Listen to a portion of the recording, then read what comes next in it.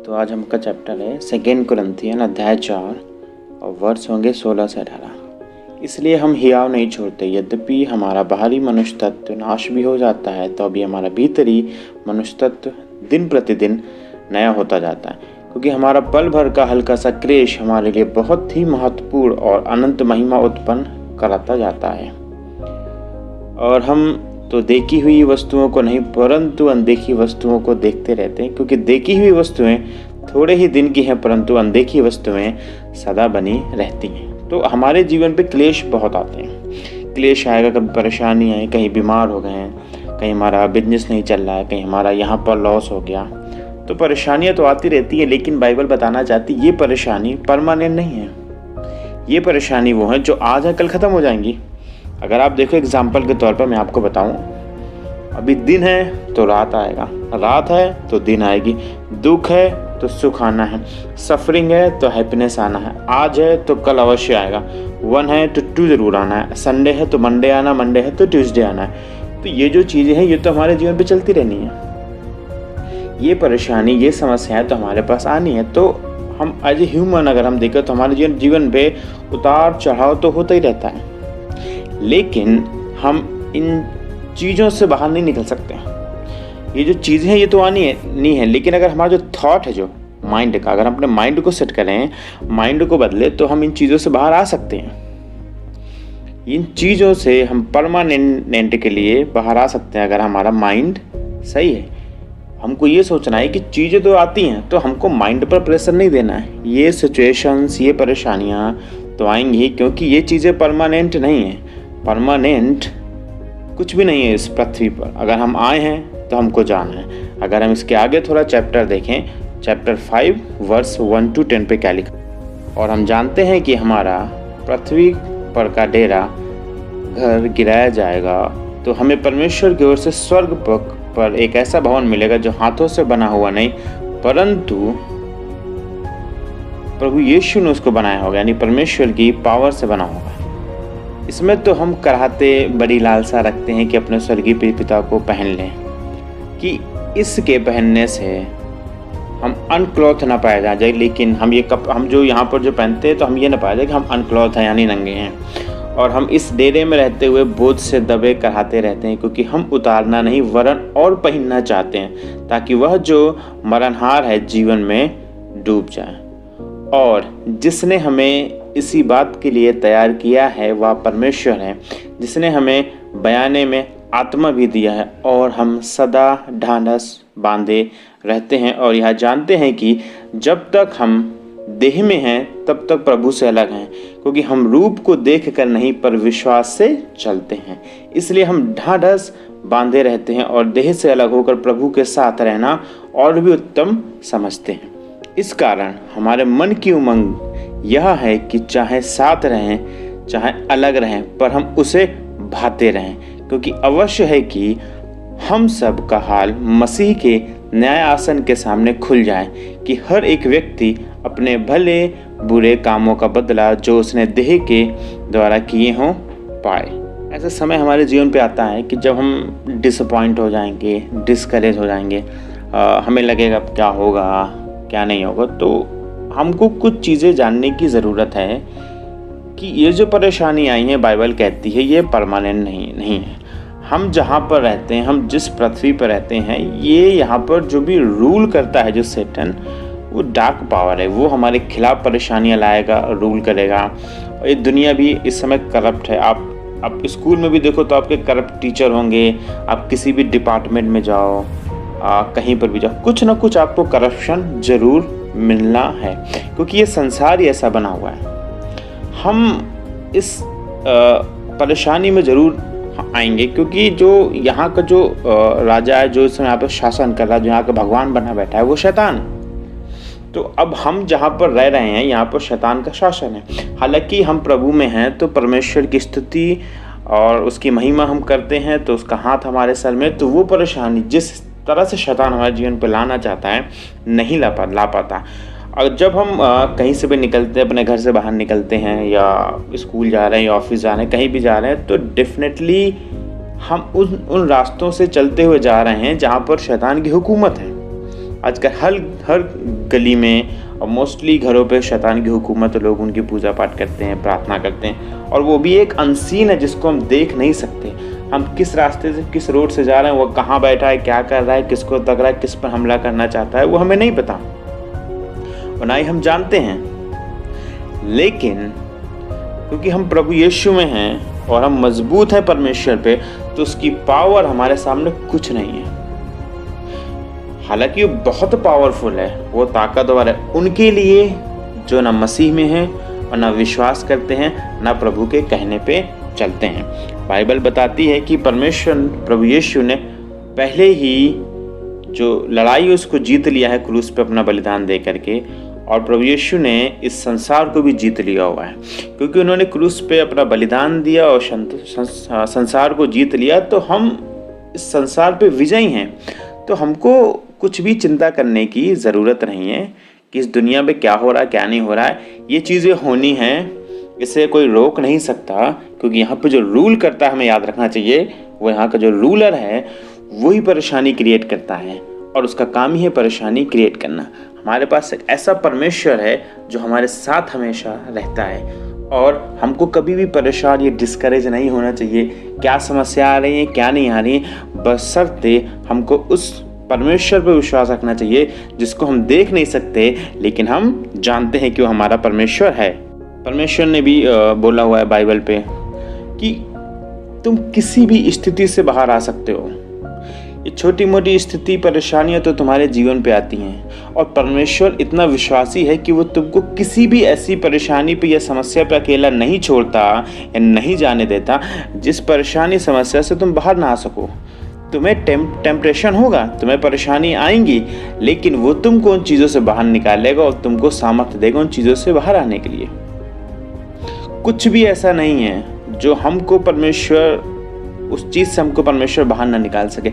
हर एक समस्या से परमेश्वर कहता है मैं तुमको बाहर निकालूंगा। तो जैसे यहाँ पर एक अनसीन डीमन है, शैतान है, वैसे अनसीन गॉड है जो हमारी हमेशा मदद करता है। हमको अपना माइंड चेंज करना है, हमको लो थिंकिंग से हाई थिंकिंग पे जाना है। हमको समझना है कि वो परमेश्वर जिसने दुनिया को, संसार को बनाया, वो हमारी स्थिति को बदल सकता है। वो अनसीन जिस शैतान को हम देख नहीं सकते, उसको हमारे जीवन से निकाल सकता है। अगर आप मैथ्यू 6:33 देखें तो परमेश्वर ने बहुत अच्छी सी बात बोली है, पहले मेरे राज्य की खोज करो और सारी वस्तुएं तुमको अपने आप जुड़ जाएंगी। उसने ये नहीं कहा सारी वस्तुएं तुमको आ सकती हैं, मिल सकती हैं, हो सकता है। उसने सकने वाले की बात बोली नहीं ना परमेश्वर। वो कहता होगा तुम्हारे लिए। अगर तुम मेरे राज्य की खोज करोगे तो ये सारी वस्तुएं तुमको मिल जाएंगी। भजन संहिता 121 में अगर आप वर्ष 2 में देखो तो बाइबल पे लिखा हुआ है, मेरी सहायता कहाँ से आती है? आकाश और पृथ्वी के कर्ता यहोवा से मेरी सहायता आती है। तो हमारी सहायता करने वाला यहोवा है, और हर समस्या, हर परेशानी से हमको बाहर निकालने वाला कौन है? यहोवा। हम इसके आगे देखते हैं 1 यूहन्ना 5:4 पे लिखा हुआ है, क्योंकि जो कुछ परमेश्वर से उत्पन्न हुआ है वह संसार पर जय प्राप्त करता है, और वह विजय जिससे संसार पर जय प्राप्त होती है हमारा विश्वास है। यानी अगर हमारा विश्वास है परमेश्वर पे, हमारा बैप्टिज्म हुआ है, हमें होली स्पिरिट का बपतिस्मा मिला है, हम प्रभु यीशु को मानते हैं, विश्वास करते हैं, तो हम संसार पर जय प्राप्त कर सकते हैं। हम परमेश्वर से उत्पन्न हुए क्योंकि हमने प्रभु यीशु को अपना उद्धारकर्ता स्वीकार किया, और परमेश्वर ने हमको अपना पुत्र स्वीकार किया है, तो हम इस संसार पर जय प्राप्त कर सकते हैं। इस संसार पर जय प्राप्त करने का मतलब है संसार पर होने वाली हर एक सिचुएशन पे, हर एक स्थिति पे हम जय प्राप्त। अगर मरकुस 9:23 देखे तो प्रभु यीशु ने खुद बोला हुआ है कि विश्वास करने वाले के लिए सब कुछ हो सकता है, सब कुछ, कुछ भी ऐसा नहीं जो विश्वासी ना कर सके। और जॉन यूहन्ना के 11:40 पे देखे तो वहाँ पर भी प्रभु यीशु ने, जब उन्होंने बोला था लाजरस को जीवित करने से पहले, यीशु ने उनसे कहा, क्या मैंने तुझसे ना कहा था यदि तू विश्वास रखेगी तो परमेश्वर की महिमा को देखेगी। तो अगर हम विश्वास रखेंगे तो परमेश्वर की महिमा को देखेंगे। और बाइबल का सबसे अच्छा वचन जो मुझे लगता है वह नीति वचन 3 वर्ष 5 में लिखा है, तू अपनी समझ का सहारा ना लेना वरन संपूर्ण मन से यहोवा पर भरोसा रखना। तो हमको अपनी बुद्धि, अपनी समझ का सहारा नहीं लेना, हमको यहोवा पे भरोसा रखना है। जैसे मैथ्यू 17:20 में लिखा हुआ, फेथ माउंटेन्स को हिला देता है। पहाड़ों को हिला देता है। हम क्या करते हैं, हम लोगों पे फोकस करते हैं। लोगों ने आके बोला पॉजिटिव रहो, परेशान मत हो, कुछ भी होगा सब ठीक हो जाएगा, पॉजिटिव रहो। तो पॉजिटिव नहीं रहना। अगर हमारे साथ कुछ भी हो रहा है, कुछ भी कठिनाई आ रही है, कुछ भी परेशानी आ रही है, तो हमको पॉजिटिव तो रहना, लेकिन हमको फिजिकली पॉजिटिव नहीं रहना। हम जिस वर्ल्ड में रहते हैं, ये संसार स्पिरिचुअल है, आत्मिक है और शारीरिक है। हमको हमेशा ही विश्वास में और सत्य में और परमेश्वर पे विश्वास करते हुए हमको आगे बढ़ना चाहिए। जब हम पे समस्याएं आती हैं तो उन समस्याओं पे हमारा टेस्ट होता है, हमारी पहचान होती है। इन कठिन समस्याओं पे कौन कितना परमेश्वर पे विश्वास रखता है, इसका जानना परमेश्वर के लिए अवश्य हो जाता है। परमेश्वर डेफिनेटली जानना चाहता है, जैसे उसने जॉब के साथ किया। आप भी जब परेशानी में आओगे, समस्याओं में आओगे, तो आपको भी परमेश्वर जांचना चाहेगा। हमारा दिमाग ही उस समय हमको परेशान कर देता है। वो परमेश्वर पे विश्वास रखने से हमको भटकाने लगता है। क्यों? क्योंकि हमारा शरीर है, हम फिजिकल हैं, शारीरिक। तो हम सोचते हैं कोई हमसे आकर हमारी मदद करे, फिजिकली कोई हमारे पास आए, वो हमको बताए, वो हमारी मदद करे, लेकिन हम आत्मिक तौर पर परमेश्वर पे विश्वास नहीं रख पाते। वो हमारी एक सबसे बड़ी वीकनेस है, जिसको मैं समझता हूँ हमारी ह्यूमन लाइफ में। हम उस परमेश्वर को जिसको हम देख नहीं सकते, हम उस पर विश्वास नहीं कर पाते, लेकिन हम अनसीन एनिमी पर, उस अनसीन शैतान पर विश्वास कर लेते हैं। हमारी फिजिकल बॉडी फिजिकल हेल्प चाहती है, लेकिन हमको याद रखना चाहिए, अगर हम फेथ में चलते हैं तो हमको अपनी समस्याओं को देखना पड़ेगा आत्मिक आंखों से, ना कि शारीरिक आंखों से। हमको आत्मिक आंखों से देखना पड़ेगा कि यहोवा का वचन क्या कहता है। अब अगर हम देखें तो इसके लिए 2 कुरिन्थियन चैप्टर 4 पे अगर हम पढ़ें वर्स 8 से, हम चारों ओर क्लेश तो भोगते हैं पर संकट में नहीं पड़ते, निरुपाय तो है पर निराश नहीं होते। देखो परमेश्वर यहोवा क्या कहना चाहता है, हम क्लेश में हैं, परेशान है, लेकिन यहोवा क्या कह रहा है, पर संकट में नहीं पड़ते, क्योंकि संकट से हमको निकाल लेगा।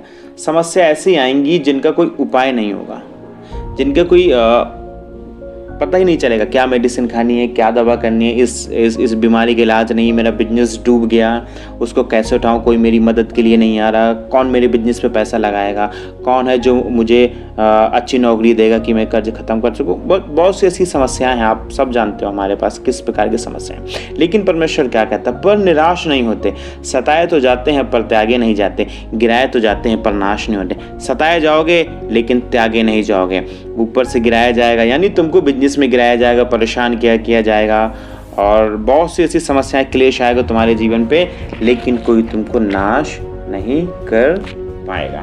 तो परमेश्वर तो हमको फेथ में रहने के लिए बोल रहा है, हमको स्पिरिचुअल आइज, आत्मिक आंखों से देखना है, हमको शारीरिक आंखों से नहीं देखना।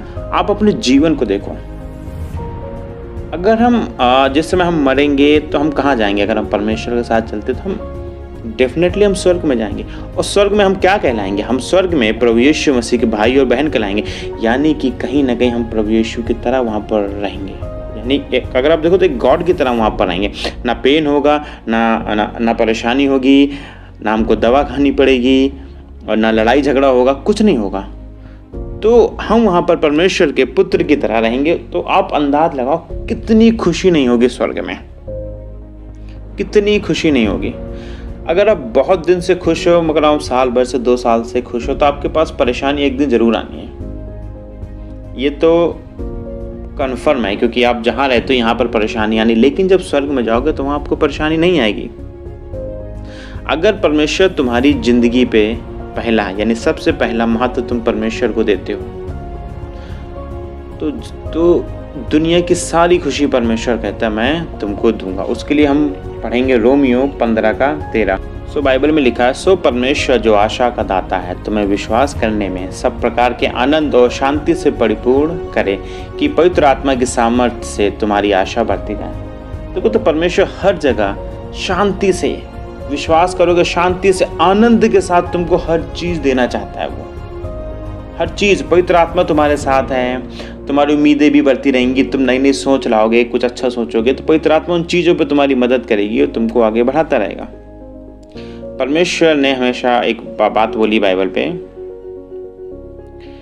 कि मैं तुम्हें किसी भी स्थिति से बाहर निकाल के ला सकता हूँ और तुम किसी भी शैतान को अपने घर से बाहर निकाल सकते हो। मैं तुमको शांति भी दूंगा, कितनी भी परेशानी, कितनी भी ट्रिबुलेशन आ जाए दुनिया पर, लेकिन मैं तुमको शांति दूंगा। तो परमेश्वर यही हमको कहना चाहता है। तो हमको क्या करना चाहिए? हमको परमेश्वर पे, उस अनसीन गॉड पर हमको फोकस करना चाहिए, ना कि उन चीज़ों पे जो आज हैं और कल जाने वाली हैं।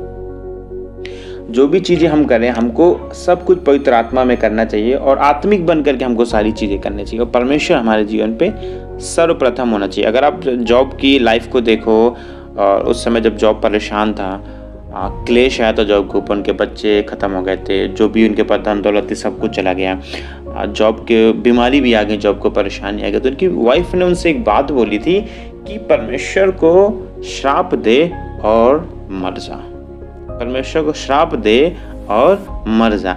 लेकिन जॉब का रिप्लाई क्या था कि तुम किस मूर्खता की बातें कर रही हो? क्या हमको परमेश्वर से अच्छी चीज़ों की उम्मीद करनी चाहिए? क्या हमको परमेश्वर से मतलब कुछ बुरी या पेन या ट्रिबुलेशन की उम्मीद नहीं करनी चाहिए? हमको तो उसकी भी उम्मीद करना चाहिए। अगर वो हमको अच्छी चीज़ें दे रहा है तो हमको वो पेन भी दे सकता है, हमको उस चीज़ की उम्मीद भी करनी चाहिए।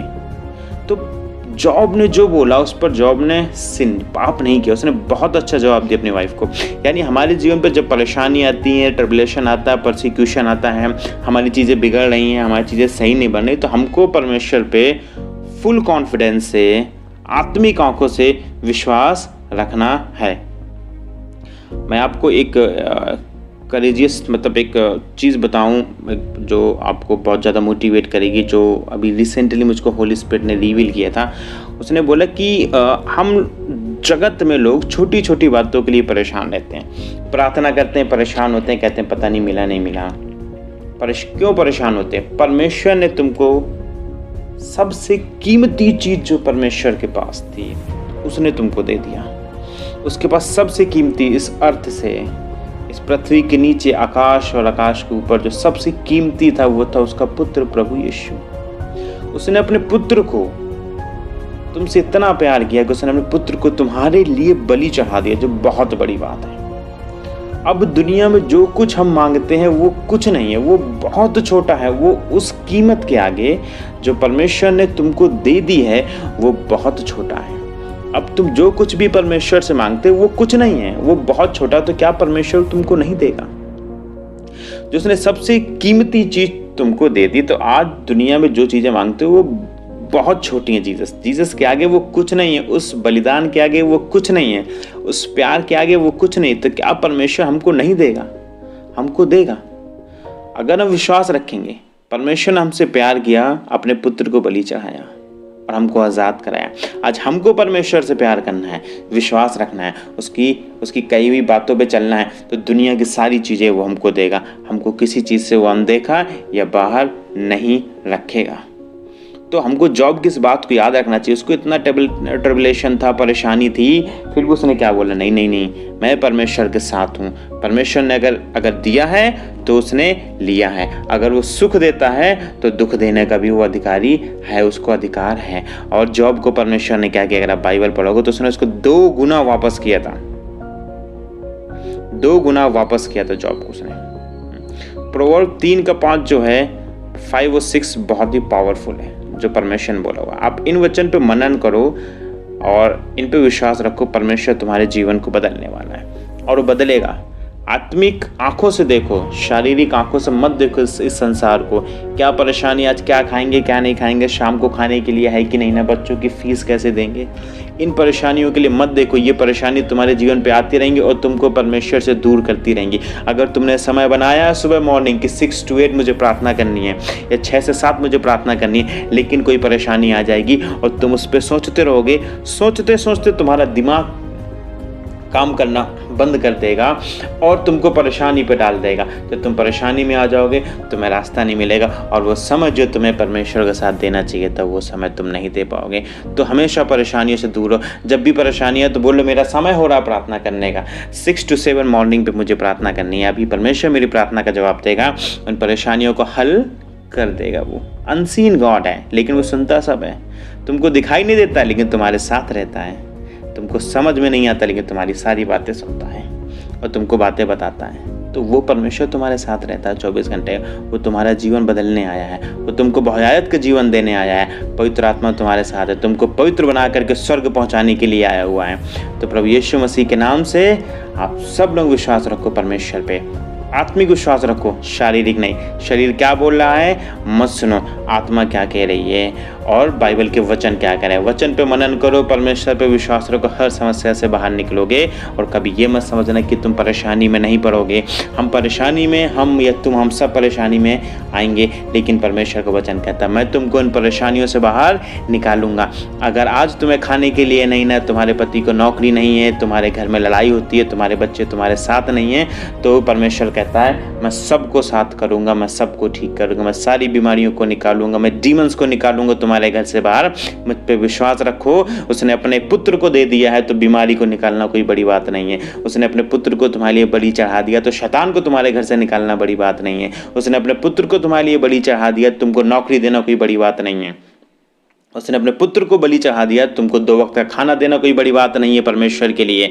उसने अपने पुत्र को तुम्हारे लिए बलि चढ़ा दिया, तो तुम्हारे बच्चों के लिए रिश्ते ढूंढना कोई बड़ी बात नहीं है परमेश्वर के लिए। उसने अपने पुत्र को तुम्हारे लिए बलि चढ़ा दिया है, तो तुमको एक बहुआयत का जीवन देना कोई बड़ी बात नहीं है परमेश्वर के लिए। उसने अपने पुत्र को बलि चढ़ा दिया मेरे भाइयों, तो उसको तुम्हें बड़ा घर देने कोई बड़ी बात नहीं है। ये छोटी सी चीज़ें हैं, इस दुनिया में तुमको वो सब कुछ दे सकता है, बशर्ते परमेश्वर पर विश्वास रखो और स्पिरिचुअल आइज, आत्मिक आंखों से देखो और आगे बढ़ते जाओ। पवित्र आत्मा तुम्हारी सहायता करे और तुम्हें आगे बढ़ाए। प्रभु यीशु मसीह के नाम से तुम सबको ब्लेस करता हूँ। उसकी आशीष और अनुग्रह तुम्हारे ऊपर बना रहे इन जीसस नेम मेरे पिता।